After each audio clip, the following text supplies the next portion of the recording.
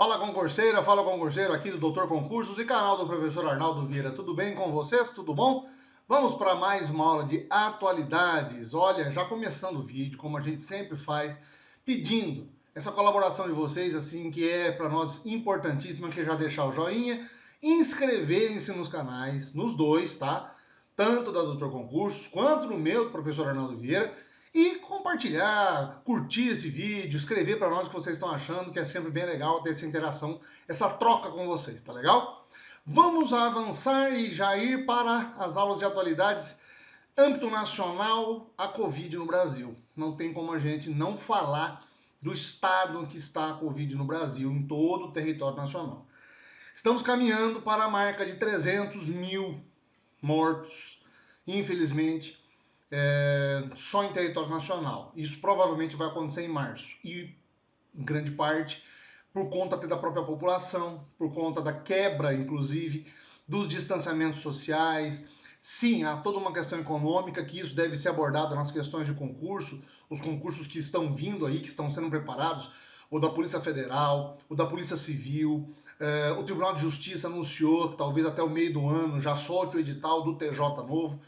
Provavelmente essas perguntas que vão, esses concursos que irão tratar sobre atualidades, se vão abordar atualidades, não vai ter como a gente fugir do tema Covid. Desde o ano passado está na nossa pauta. Mas o importante é que o Brasil está hoje na pior época de todos os tempos, desde o começo da pandemia, que inclusive completou um ano do primeiro infectado no Brasil esta semana que passou. Vários veículos de imprensa reportaram esse fato. Foi um brasileiro que veio da Itália, e na Itália já estavam acontecendo os casos desde janeiro e fevereiro. Esse paciente vem no domingo de carnaval, chega no Brasil no sábado de carnaval com uma gripe, no domingo de carnaval faz uma reunião com a família, na terça-feira é internado e o primeiro diagnóstico é de Covid.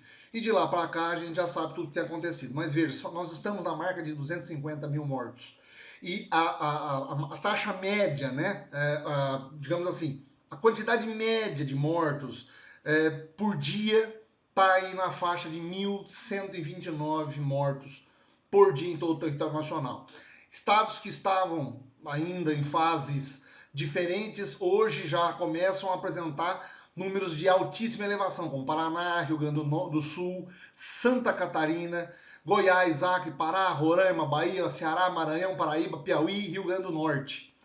Veja, o ritmo acelerado, inclusive, em tese, né, se deve a vários fatores, mas o principal deles é a questão do distanciamento social. A falta de utilização de máscaras já é recorrente, né? Inclusive defendida por entidades governamentais federais, que menosprezam o uso da máscara.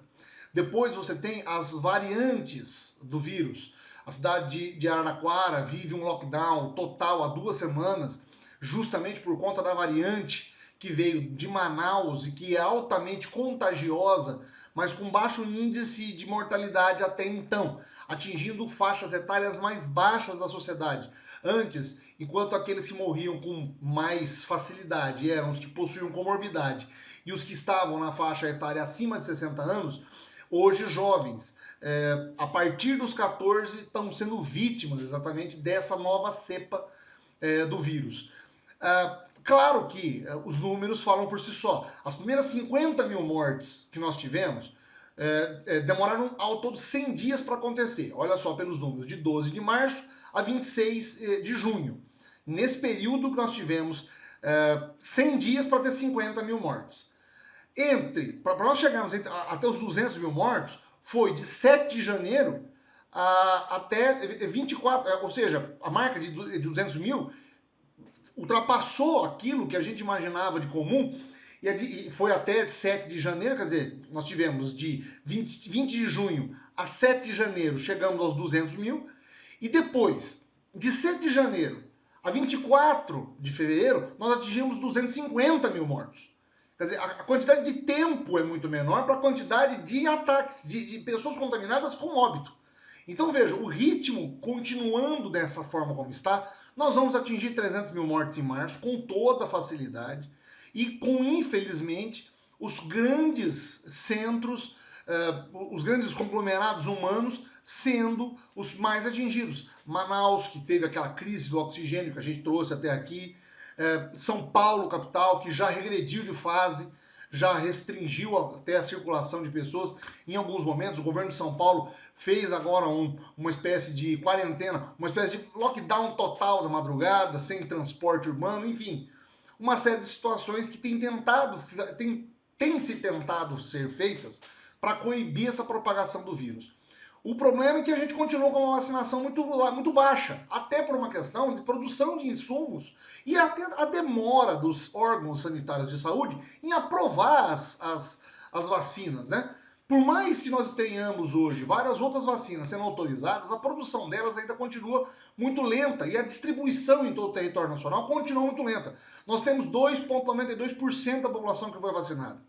Então ainda é muito baixo, por mais que nós tenhamos aí 7 milhões de doses aplicadas, porque você tem que aplicar 2 vezes. Então veja, a situação é caótica, é dramática e tende a aumentar. Isso é importante você saber que nesta fase, final do mês de fevereiro, foi considerada, está sendo considerada pelas autoridades a pior fase do vírus em toda a sua trajetória no território nacional.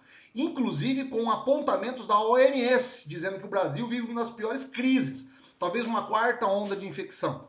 Então veja, nós todos estamos vivendo esse cenário de pandemia e isso vai ser alvo das perguntas. Como que a pandemia se desenvolveu no Brasil? Eu quis trazer esse apanhado geral de números para vocês, para que a gente pudesse também sempre não deixar de tocar nesse assunto nas aulas durante a semana, tá legal? A gente tem a segunda pauta da semana, que foi amplamente discutido pelos veículos de comunicação, que foi a PEC da blindagem, né? Ou a PEC da impunidade pelos veículos. O que aconteceu foi o seguinte, no começo da semana, o presidente da sessão, o presidente da Câmara, Arthur Lira, tenta aprovar num afogadilho e meio que de cima para baixo, sem passar por comissão de Constituição e Justiça, sem passar por nenhuma comissão interna da Câmara, uma proposta de emenda à Constituição que garantiria alguns direitos de blindagem aos parlamentares, senadores e deputados, em vistas no caso que aconteceu na semana anterior com outro deputado que fez ataques claros à imprensa, ao Supremo Tribunal Federal, exaltando o AI-5, etc., e que está preso. Esse deputado foi preso, inclusive depois fez até um pedido de desculpas que foi transmitido pela Câmara, mas foi criado um primeiro momento ali do Conselho de Ética para tentar julgar esse caso, e ele continua preso, vai responder inclusive o processo, mas em grande parte esse movimento dos deputados parece que segue numa linha contrária daquilo que a população gostaria que acontecesse. Essa PEC garante uma modificação na Constituição, garantindo algumas prerrogativas para que deputados e senadores não fossem presos ou não tivessem, pelo menos, os seus mandatos interrompidos por ordem judicial a partir do momento em que tivesse algum tipo de infração. Veja, a Constituição já prevê, certo, que eles podem ser presos somente em casos de crimes de flagrante delito e crimes inafiançáveis. Essa PEC, ela inclui algumas coisas. Vamos lá. Primeiro, após a prisão, o parlamentar vai ficar sob a custódia das câmaras e do Senado. Ele ficaria sob uma espécie de prisão promovida pela Câmara e pelo Senado, e não por uma prisão comum dentro dos trâmites normais, dentro dos meios legais, tá?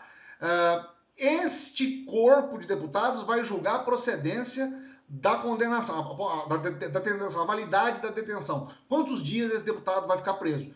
As conversas preliminares dão conta de que ele ficaria em prisão domiciliar caso houvesse uma denúncia nesse sentido. Depois, o parlamentar que não pode ter um afastamento determinado por decisão provisória da Justiça. Ou seja, se o Supremo pedir para suspender o mandato desse deputado, isso não vai valer, caso essa PEC seja aprovada. Não há... o que eles querem, na verdade, é tentar fazer uma espécie de bloqueio do poder judiciário dentro do poder legislativo, dentro da ação parlamentar.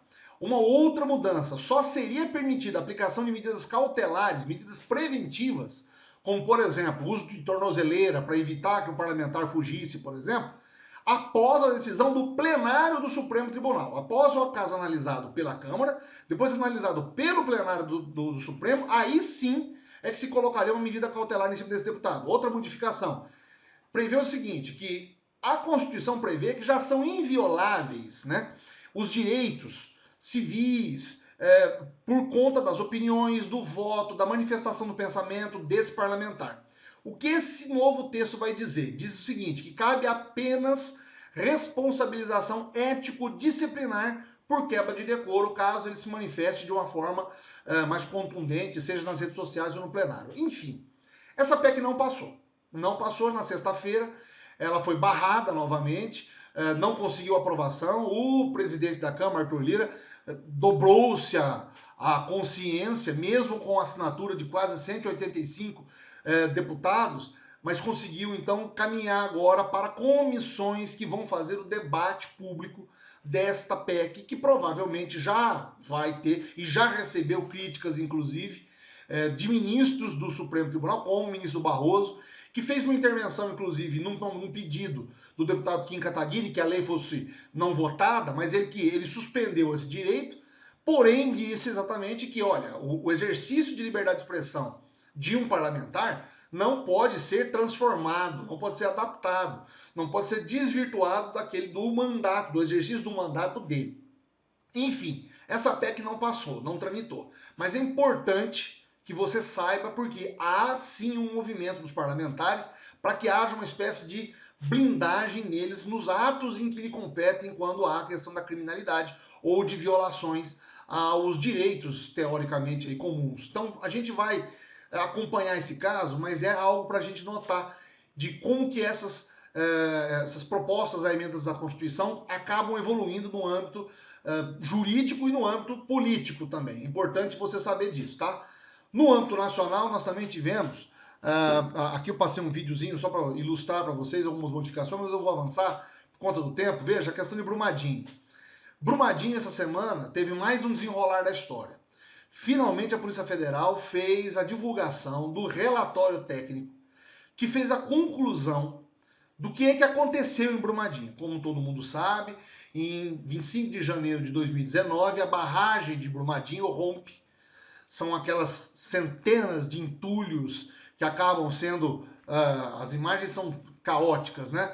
Esses rejeitos de minério acabam invadindo toda a construção, todo o campo ali de exploração de minérios. Essa montanha de dejetos acaba avançando para cima do canteiro de obras, vai atingir o rio, que inclusive naquelas imediações sustenta inclusive grande parte do sistema, do bioma naquela região, atrapalha inclusive a vida das famílias, há um prejuízo ambiental incalculável, enfim. Eu até vou voltar para a gente continuar falando mais sobre isso. O laudo diz o seguinte: a tragédia que deixou 270 pessoas mortas e até hoje 11 desaparecidos, pelos dados mais recentes, diz o seguinte, que estavam acontecendo perfurações da própria empresa Vale em cima do platô para analisar como que estava a densidade da massa que estava sendo tampada. Por quê? Há um processo natural de liquefação disso. A lama se transforma em líquido, dependendo de algumas condições, principalmente quando ela está acima do limite permitido. E lá se descobriu que ela estava muito acima do limite de solidificação permitido, do amontoado permitido. Esses equipamentos, chamados de piezômetros, eles eram feitas pequenas escavações e eles eram colocados a determinadas profundidades para medir o nível de liquefação que estava acontecendo. Dias anteriores também, uma escavatriz estava tentando fazer outras obras embaixo que transformaram um pouco a questão da situação da barragem como um todo. Só que os piezômetros, da forma como eles colocaram, ou por negligência da forma como eles foram colocados, das 6 hipóteses que foram levantadas para a liquefação da barragem, uma delas foi a que foi constatada, que foi a questão da perfuração indevida para a colocação dos piezômetros.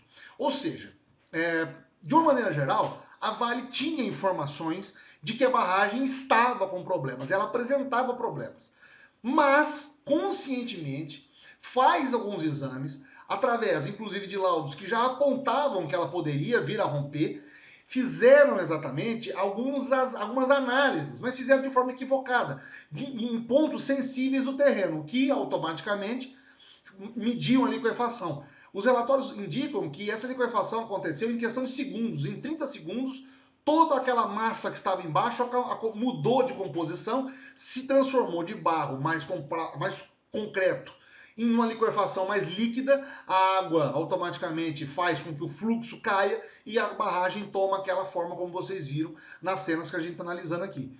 Então veja, ao todo, a probabilidade então de visualização de que estava acontecendo um problema estava sendo monitorada por eles. Eles tinham consciência disso.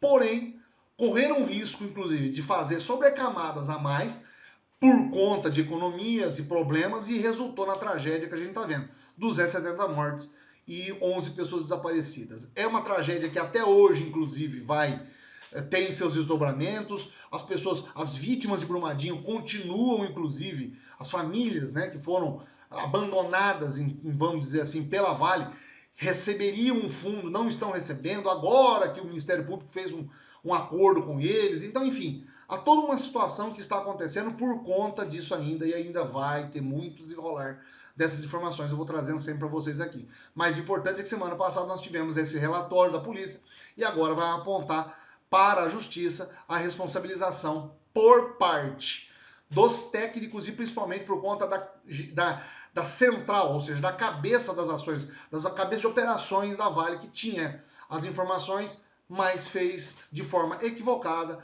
o montante de terra naquela barragem, tá legal? Vamos para o âmbito internacional, o caso Jamal Khashoggi, que inclusive nos vídeos anteriores, lá atrás, ainda em 2018, eu fiz vídeo aqui pro canal contando essa história. O jornalista Jamal Khashoggi era um jornalista altamente crítico ao governo da Arábia Saudita, principalmente ao príncipe herdeiro Mohammed bin Salman, que é o príncipe herdeiro, mas que possui boas relações com os Estados Unidos.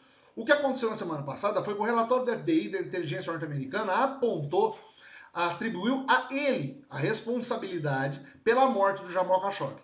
A história toda a gente já trouxe para vocês aqui, tem até vídeos, como eu falei. O jornalista Jamal Khashoggi está aqui, foi inclusive um dos críticos, aí a entrada, a última cena, a última imagem, ele vai até a embaixada da Arábia Saudita em Istambul, na Turquia, porque ele vai pegar os documentos dele para fazer um processo normal de casamento. Só que ele é interrogado por seguranças particulares do príncipe bin Salman, que levam ele ao interrogatório e aí o corpo dele desaparece. Essas pessoas foram processadas, inclusive, também na Arábia Saudita, foram responsabilizados, o príncipe não foi. Eles já foram julgados, inclusive, condenados, já estão cumprindo pena, mas o relatório da FBI mostra que ele estava por trás, o príncipe saudita está por trás de toda a participação em cima diretamente da ordem do assassinato do Jamal Khashoggi, porque ele era um dos jornalistas de oposição mais ferrenhos, criticando uma série de ações e responsabilizando ele não somente pelas questões econômicas, mas também pela própria questão política do país. O jornalista acaba sendo, pelo que se dá o relato inicial, ele teria sido estrangulado e depois levado para outro local, onde foi esquartejado ainda vivo. Foi imobilizado, tornado inconsciente, e aí o corpo dele foi desmembrado dentro da embaixada árabe em Istambul, na Turquia. É claro que há uma questão política envolvendo agora os Estados Unidos e a Arábia. Por quê? Porque a Arábia é um dos principais parceiros comerciais e um dos países que mais atua, inclusive, junto com os Estados Unidos, para combater terroristas e movimentos extremistas no Oriente Médio. Como que ficaria uma situação desses entraves, né? Como ficaria a situação do Biden, inclusive com o país, é ainda uma situação a ser analisada e vai ser delicada nos próximos dias, nos próximos momentos. Mas o fato é que o relatório do FBI aponta ele como sendo o príncipe, como sendo o mandante do crime do jornalista Jamal Khashoggi, e isso tomou noticiário internacional de assalto na semana passada, tá legal? Bom, pessoal, para não ficar muito mais extenso, a gente então termina por aqui, pede para você deixar o joinha, inscrever-se no canal, compartilhar com a gente, que é importantíssimo ter esse retorno de vocês, tá legal? A gente se vê semana que vem, se tudo correr bem. Por favor, cuidem-se. A gente se vê semana que vem, se Deus quiser. Até lá.